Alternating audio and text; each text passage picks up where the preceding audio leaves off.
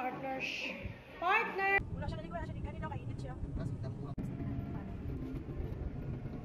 After duty, gikan sa eskwelahan, diri ana punta sa tong garden at wadyong bisbisan, kay naughan.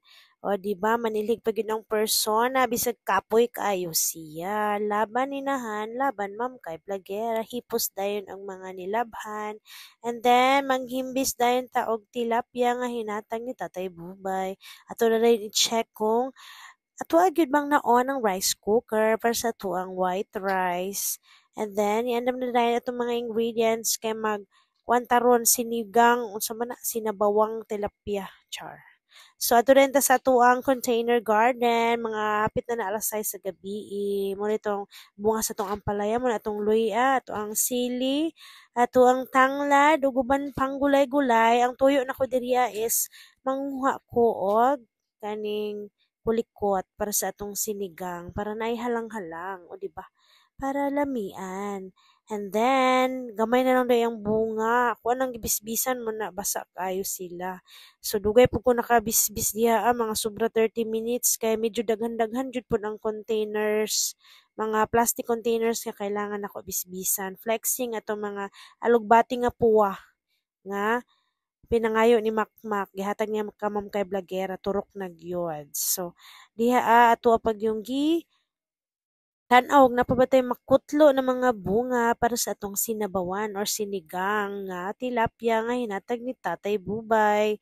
Bali 5 ka buok man yata ni nga tilapia, medyo dagko gid pod ang size. Salamat kay Tatay Bubay. Shout out. So diri ana ta sa ato ang lababo niya, presenting ato ang plyboard nga tadtaran, o di ba? Naaghan og tadtaran sa mga kay Blagera pero nangaguba na. Kana lang gyud ang atuang lapad nga plyboard nga tadtaran gikan sa eskwelahan. Ako ra pod nang napunitan kay gipadaplin didto sa dapit sa kanang Bulacan. And then gipapait nako si Jo Marie og sinigang mix. So gusto nako sabaw-sabaw bisag dili ulan ganina.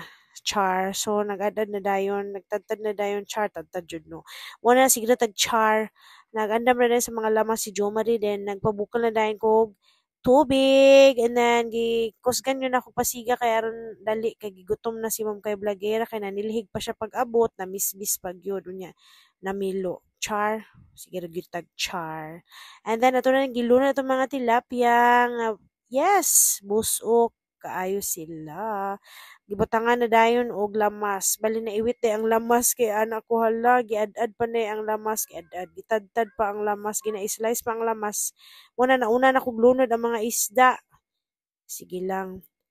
Hurot man gihapon. So nahurot gyud na siya in actual. So i-add na to ato ang sinigang mix. Sinabawan or sinigang basta muna na siya. And then ato na dayon gi-mix, mix. Ibutangan nato og kanang ganahan ko na kanang itom-itom o kanang pulikwat. So, ganahan jud ko na ipaminta kay medyo naihalang-halang ba ganahan ko.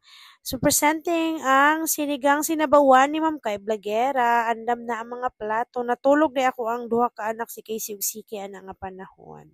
And then, kana ako na dahil gikugos-kugos samtang akong gipabugnaw. Char, ako ang gipahungaw sa ang ato ang niluto. Para dili kay sobrang init, basig mabuak nga atong butanganan. Mangantayon. Thank you.